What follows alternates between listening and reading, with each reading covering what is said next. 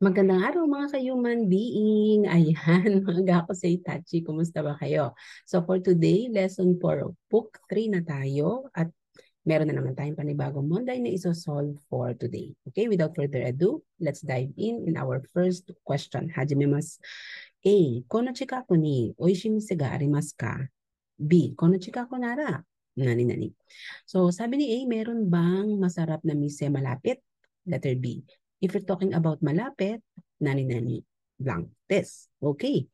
So, ano kaya ang pwede nating isagot? Is it sushi hanaga o susume desu? Misaki cafe ni shimasu or hayaku ikuto ii desu yo? Okay, so the answer is Ichibang. So this time, you're going to use the word osusume desu, meaning I recommend a certain name, no? Depende kung ano ang kanyang gustong malaman. Okay? So in this case, a name of a restaurant ga osusume desu. Okay, I recommend Sushi Hana.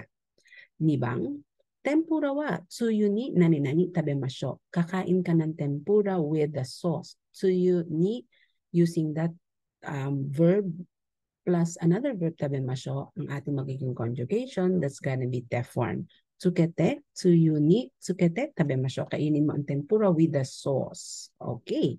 Next, tomato wa nani tabete kudasai. Again, we'll have another verb for this. And this time, kailangan mong i-conjugate yung iyong verb na kakeru. Now, ang tamang sagot dito is number 3, kakinaide. So, nakanaide pattern ka kasi nani mo means negative. Ang kasunod niya na verb dapat naka-negative. Okay? In this case, siya lang among the 3 ang naka-negate. So, tomato wa nani mo kakinaide tapete kudasai. Okay? So, kakain ako ng kahit ano na walang tomatoes. Okay. Hi, sige. So, nanitaksan shoyu o blank dame desu. Shoyu wa, toyo.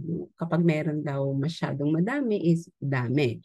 So, meaning kakete, dame. Kakete, dame. Kapag maraming shoyu o kakete, dame. Alright? So, naka-teflon pa rin tayo. Last, maze soba wa ayoko nani tapete kudasai. Okay, nakakain ka na ba ng maze soba? Ito yung hitsura niya. So, ang maze soba kaya sa tinawag na ganyan is you need to mix well. So, yung maze, dun siya galing, no? Mazeru. Now, yoku, yes, maze te kara tapete kudasai. Okay? After mo ma-mix ng maigi, yoku maze te kara tapete kudasai. Ayan, I hope nakatulong ang video na to para na naman sa isang lesson mo para sa JFT. And maraming salamat sa pag-support sa aking mga videos. Bye!